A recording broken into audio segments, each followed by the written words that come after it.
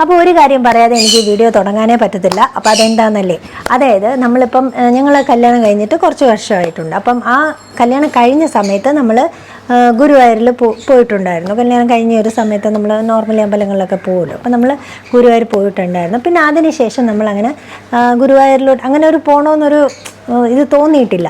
അപ്പോൾ ഈ ലാസ്റ്റ് വർഷം, അതായത് 2025 തുടങ്ങിയപ്പോൾ നമുക്ക് അങ്ങനെ ഒരു വിളി വന്നു. അപ്പം നമ്മൾ വിചാരിച്ചു ഓക്കെ നമുക്കൊന്ന് പോവാം. കാരണം അത്രയും വർഷം തോന്നാതിരുന്നിട്ട് പെട്ടെന്ന് തോന്നുമ്പം മനസ്സിലായില്ലേ. അപ്പം നമ്മൾ വിചാരിച്ചു എന്നാൽ പിന്നെ പോകാനുള്ള കാര്യങ്ങളൊക്കെ നോക്കാം എന്ന് വിചാരിച്ചു. അപ്പം അങ്ങനെ വന്നപ്പം നമ്മൾക്ക് നമ്മുടെ വീഡിയോസ് കാണുന്നവരാണെങ്കിൽ അറിയാം നമുക്കിവിടെ കുറച്ച് പെറ്റ്സ് ഉണ്ട്. അപ്പോൾ അതിനെയൊക്കെ നമുക്ക് ഉപേക്ഷിച്ച് ഇപ്പം ഗുരുവായൂരൊക്കെ നോർമലി നമ്മൾ പോകുമ്പോൾ 2 ദിവസം എടുക്കുമല്ലോ. അപ്പോൾ 2 ദിവസം ഇട്ടിട്ട് പോകാനുള്ളൊരു സാഹചര്യമില്ല. അതെല്ലാം നോക്കാനായിട്ട് വേറൊരാൾ വന്ന് നിൽക്കാനുള്ളൊരു സാഹചര്യമില്ല. അപ്പോൾ അതൊക്കെ കൊണ്ട് എന്ത് പറ്റിയെന്ന് പറഞ്ഞു കഴിഞ്ഞാൽ നമ്മളൊന്ന് ശങ്കിച്ചു, പോകാൻ പറ്റുമോ ഇല്ലയോ, പറ്റത്തില്ല എന്നൊക്കെ പറഞ്ഞ് അങ്ങനെ ഇരുന്നപ്പം പുള്ളി പറഞ്ഞു നമുക്കൊരു കാര്യം ചെയ്യാം, നമുക്ക് 2 days വേണ്ട, നമുക്ക് 1 day ആയിട്ട് നമ്മളങ്ങനെ കുറേ വീഡിയോസ് ഇട്ട് മൂന്നാറൊക്കെ പോയി 1 day പോയിട്ടുണ്ട്. അപ്പം തൃശ്ശൂർ നമുക്ക് അങ്ങനെ ഒന്ന് ട്രൈ ചെയ്യാം എന്നുള്ള രീതിയിൽ. പക്ഷേ റിസ്ക്കാണ്. അപ്പോൾ അറിയാലോ, ട്രിവാൻഡ്രം ടു തൃശ്ശൂർ നല്ല ഇച്ചിരി അത്യാവശ്യം ഡിസ്റ്റൻസ് ഉണ്ട്. പിന്നെ ഒറ്റ സ്ട്രെച്ചിന് ഓടിക്കണം. അതൊക്കെ കൊണ്ട് എനിക്ക് ഡ്രൈവിംഗ് ചെയ്യാൻ അറിയില്ല. അപ്പോൾ അതൊക്കെ കൊണ്ട് കുറച്ച് റിസ്ക് ഉണ്ടായതുകൊണ്ട് പിന്നെ നമ്മൾ വിചാരിച്ചു ശരി എന്തായാലും വിളിച്ചതല്ലേ നമുക്ക് പോയി കളയാമെന്ന് പറഞ്ഞിട്ട് ഒരു ദിവസം രാവിലെ 2 മണിക്ക് നമ്മളിവിടെ നിന്ന് ഇറങ്ങി. അപ്പോൾ അതിൻ്റെ വീഡിയോസ് നമ്മൾ ഇട്ടിട്ടുണ്ട്, ചാനൽ ഓൾറെഡി അപ്ലോഡഡ് ആണ്. അപ്പോൾ നമ്മളൊരു രാവിലെ 2 മണിയായപ്പോൾ ഇറങ്ങി. പിന്നെ അറിയാലോ അങ്ങോട്ടൊക്കെ നല്ല റോഡൊക്കെ അന്നൊക്കെ നല്ല പണി നടക്കുന്ന സമയമായിരുന്നു. അപ്പം കുറേ ബുദ്ധിമുട്ടൊക്കെ ഉണ്ടായിരുന്നു. പക്ഷേ നമ്മൾ കറക്റ്റ് സമയത്ത് എത്തി, തൊഴുതു, കാര്യങ്ങളൊക്കെ ചെയ്തു, നമ്മൾ തിരിച്ചു വന്നു. അപ്പോൾ ഞാൻ പറയാൻ വന്നത്, തിരിച്ചു വന്നു കഴിഞ്ഞ് അപ്പോൾ അതുകൂടെ തന്നെ നമ്മൾ മമ്മിയൂരും പോയിരുന്നു. അവിടെ പക്ഷേ ശിവൻ്റെ അമ്പലം അടച്ചിരുന്നു. ബട്ട് മറ്റേ ദുർഗാദേവിയുടെ അമ്പലത്തിൽ കയറി തൊഴാനൊക്കെ പറ്റി. ഞാൻ പറയാൻ വന്നത്, നമ്മൾ ഈ വന്ന് പോയി കഴിഞ്ഞ് പോയിട്ട് തിരിച്ചു വന്നതിന് ശേഷം ഒരാഴ്ച കഴിഞ്ഞ് ടെസ്റ്റ് ചെയ്തപ്പോഴാണ് നമുക്കൊരു പോസിറ്റീവ് കണ്ടത്. അപ്പം നമുക്കിതൊരു നിയോഗമായിട്ട് തോന്നുകയാണ്. നമുക്ക് ഓരോ തോന്നലുകൾ വരുമല്ലോ ഓരോ സമയത്ത്. അപ്പം അങ്ങനെ ഒരു പോസിറ്റീവ് കഥയോടുകൂടി ഞാൻ ഇന്നത്തെ വീഡിയോ തുടങ്ങുവാണ്.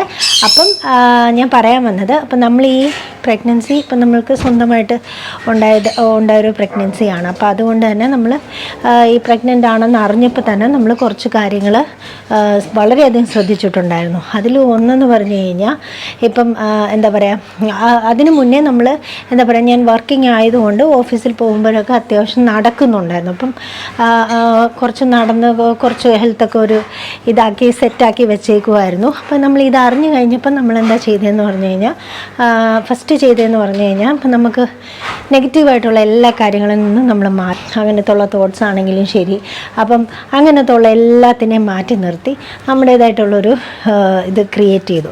അപ്പം അവിടെ വേറെ പ്രശ്നങ്ങളില്ല, ഞാൻ ഹസ്ബൻഡ് മാത്രമാണ്. അപ്പം നമ്മളങ്ങനെ ഒരു എന്താ പറയുക, ഒരു ടെൻഷനും ഇല്ലാതെ ഇങ്ങനെ പോകാൻ. വേറൊരാളുടെ ഒരു എന്താ പറയുക, നമ്മളെപ്പോൾ ഒരു പ്രകോപിപ്പിക്കുകയോ നമ്മളെ ടെൻഷനാക്കുകയോ അങ്ങനെയുള്ള ഒരു ഇതും അവസരവും നമ്മൾ ആർക്കും കൊടുത്തിരുന്നില്ല.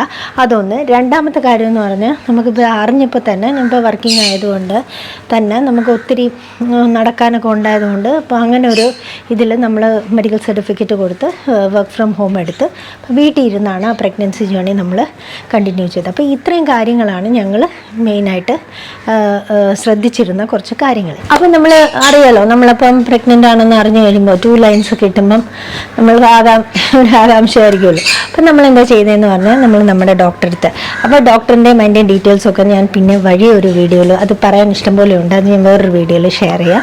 അപ്പം നല്ല അടിപൊളി ഡോക്ടറായിരുന്നു. അപ്പം നമ്മൾ തന്നെ സെലക്ട് ചെയ്തു, നമ്മൾ തന്നെ പോയി നമ്മുടെ ഡോക്ടറെ കണ്ടു, മെഡിസിൻസൊക്കെ വാങ്ങി. അപ്പം അവർ തന്ന മെഡിസിൻസാണ് നമ്മൾ മൊത്തം കഴിച്ചിട്ടുള്ളത്.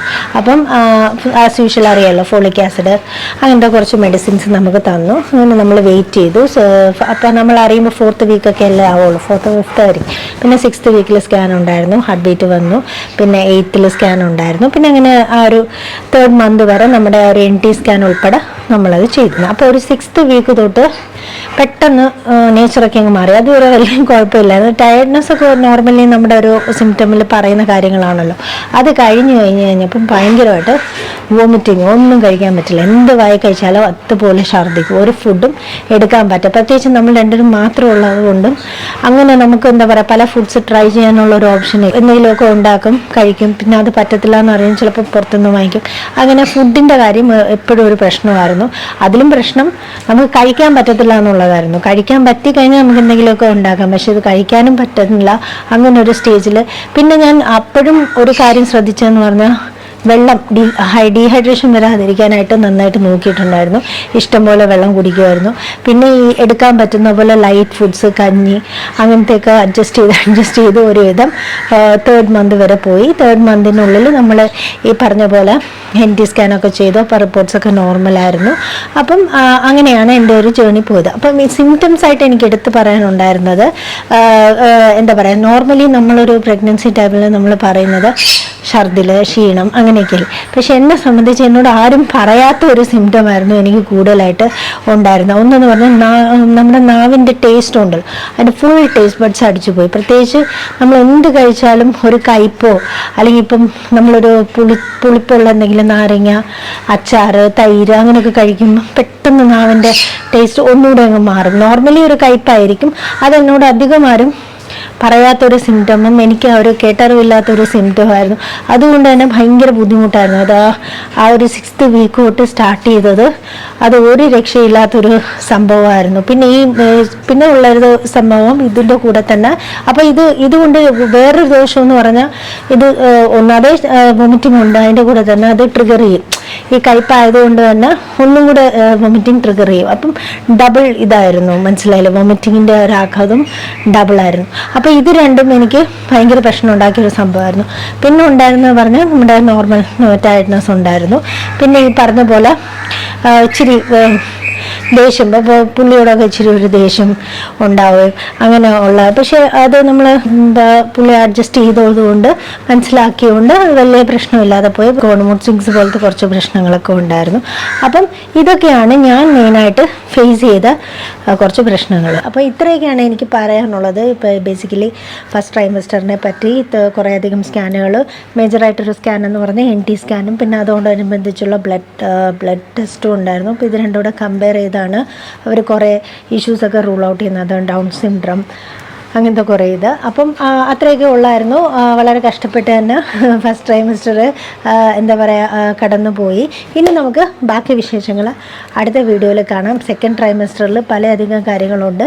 അപ്പം ആരും മിസ് ചെയ്യാതെ വീഡിയോ വാച്ച് ചെയ്യാൻ ശ്രമിക്കണം. അപ്പം നമ്മുടെ ചാനൽ ഇഷ്ടപ്പെടുവാണെങ്കിൽ സബ്സ്ക്രൈബ് ചെയ്ത് സപ്പോർട്ട് ചെയ്യാൻ മറക്കരുത്. അപ്പം നമുക്ക് സെക്കൻഡ് ട്രൈമസ്റ്ററിൻ്റെ വിശേഷങ്ങളുമായിട്ട് കാണാം. Bye bye.